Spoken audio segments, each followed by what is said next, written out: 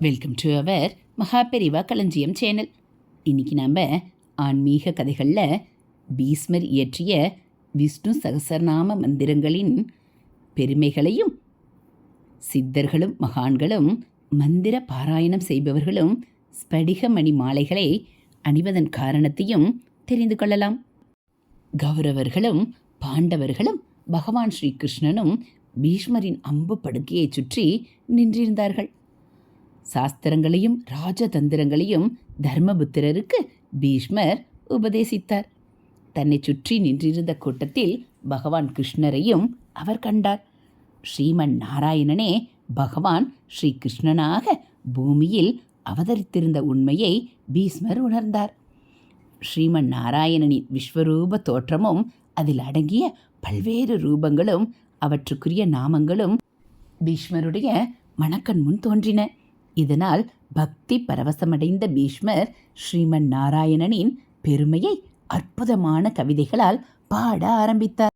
அதுவே ஸ்ரீ விஷ்ணு சகசரநாமம் என்னும் மகிமை மிக்க மந்திர தொகுப்பு. ஸ்ரீ மகாவிஷ்ணுவின் தோற்றத்தையும் பல்வேறு அம்சங்களையும், ரூப நாம குண மாதுரியங்களையும் அருட்திறனையும் வர்ணித்து விஷ்ணு சகசரநாமத்தில் பீஷ்மர் போற்றி புகழ்ந்து பாடினார்.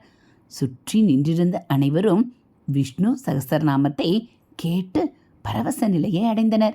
ஆனால் துரியோதனன் முதலான கௌரவர்கள் விஷ்ணு சகசரநாமத்தை பீஷ்மர் பாட ஆரம்பித்ததுமே அந்த இடத்தை விட்டு சென்று விட்டனர்.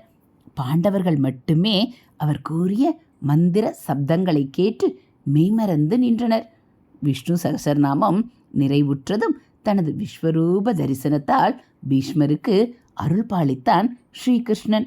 அனைவரையுமே அந்த மந்திரங்கள் கவர்ந்தன என்ற போதிலும் பாண்டவர்களின் கடைசி சகோதரனான சகாதேவனை அவை தீவிரமான பக்தி பரவசத்தில் ஆழ்த்தின. ஜோதிட சாஸ்திரத்தில் வல்லவனான அவன் எத்தனையோ சாஸ்திர நூல்களை கற்றுத் தேர்ந்தவன். இருந்தாலும் விஷ்ணு சகசரநாமத்தின் வரிகள் அவன் மனதில் மீண்டும் மீண்டும் ஒலித்து கொண்டே இருந்தன. ஆனாலும் பீஷ்மர் கூறிய அனைத்து வாசகங்களும் அவனது நினைவுக்கு வரவில்லை.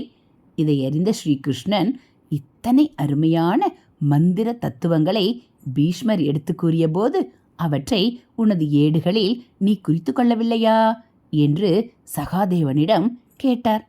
அவ்வாறு செய்யாமல் போனதற்கு சகாதேவன் வருந்தினான். ஒரு உயர்ந்த பொக்கிஷத்தை, கடவுளை போற்றும் பாடல்களை எப்படி நினைவு கூர்வது என்று அவன் யோசித்து கொண்டிருந்த போது அதற்கான வழியை எடுத்து கூறினார் ஸ்ரீகிருஷ்ணர். சகாதேவா, பீஷ்மர் மோட்சமடைந்து அவர் உடலுக்கு மரியாதை செய்து முடித்த பின்பு அவர் கழுத்தில் அணிந்துள்ள ஸ்படிக மணிமாலையை எடுத்து நீ அணிந்து கொள். அந்த மணிகளின் சக்தியால் விஷ்ணு சகசரநாமம் முழுவதுமாக உன் நினைவுக்கு வரும் என்று சொன்னார். சகாதேவன் ஆச்சரியம் அடைந்தான். சாதாரண ஸ்படிக மணிகளுக்கு மந்திர சப்தங்களை ஈர்த்து மீண்டும் அவற்றை வெளிப்படுத்தும் சக்தி உண்டா என்று கேட்டான். அப்போது பீஷ்மருக்கு அந்த ஸ்படிக மணிகள் எவ்வாறு கிடைத்தன என்ற வரலாற்றை கூறி அதன் பெருமையை விளக்கினார் ஸ்ரீகிருஷ்ணர். பீஷ்மரின் இயற்பெயர் கங்காபுத்திரன். கங்காதேவிக்கும் சந்தனு மகாராஜாவுக்கும் பிறந்தவர் அவர். சந்தனுராஜன் ஒரு மீனவ பெண்ணை மணக்க விரும்பினார். அந்த பெண்ணின் தந்தை கேட்டுக்கொண்டபடி தான் திருமணமே செய்து கொள்வது இல்லை என்று சபதமேற்றார் கங்காபுத்திரன். வாழ்நாள் முழுவதும் பிரம்மச்சரிய விரதத்தை முழுமையாக அனுசரித்து வைராக்கியமாக வாழ்ந்ததால் சத்தியவிரதன் என்றும் பீஷ்மர் என்றும் பெயர் பெற்றார்.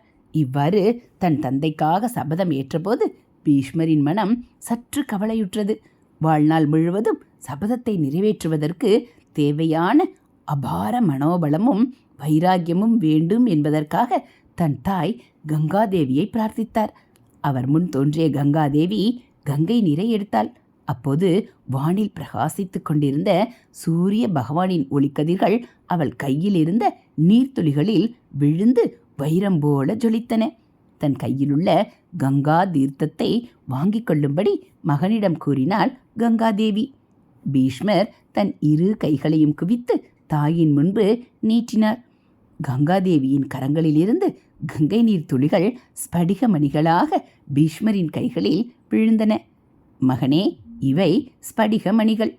நீருக்குள் நிறைந்துள்ள இவை நெருப்புத் துளிகள்.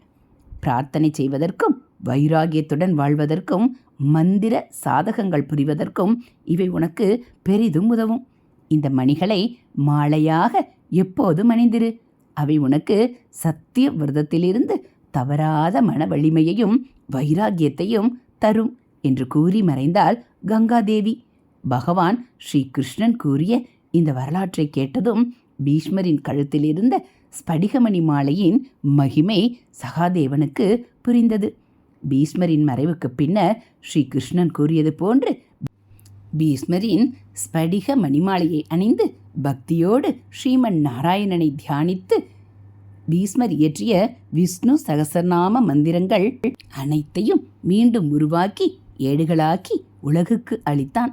அதனால்தான் இன்றும் தெய்வீக மனிதர்களும் சித்தர்களும் மகான்களும் மந்திர பாராயணம் செய்பவர்களும் ஸ்படிக மணி மாலைகளை மாலையாக அணிகிறார்கள். உயர்ந்த ஸ்படிக மணிகளை ஒன்றோடொன்று உரசினால் அவற்றிலிருந்து பிரகாசமான தீப்பறி போன்ற ஒளி தோன்றும். ஸ்படிக மணிகளை உருட்டி மந்திர ஜபம் செய்த பின்பு இந்த பிரகாசம் அதிகமாக தெரியும். இதுபோல் ஆன்மீக கதைகளை நீங்கள் தெரிஞ்சுக்கணும் அப்படின்னா மறக்காமல் நம்ம சேனலை சப்ஸ்கிரைப் பண்ணுங்கள். உங்களுக்கு பிடிச்சிருந்தா ஒரு லைக்கும் கமெண்ட்டும் கொடுங்க. தேங்க்யூ.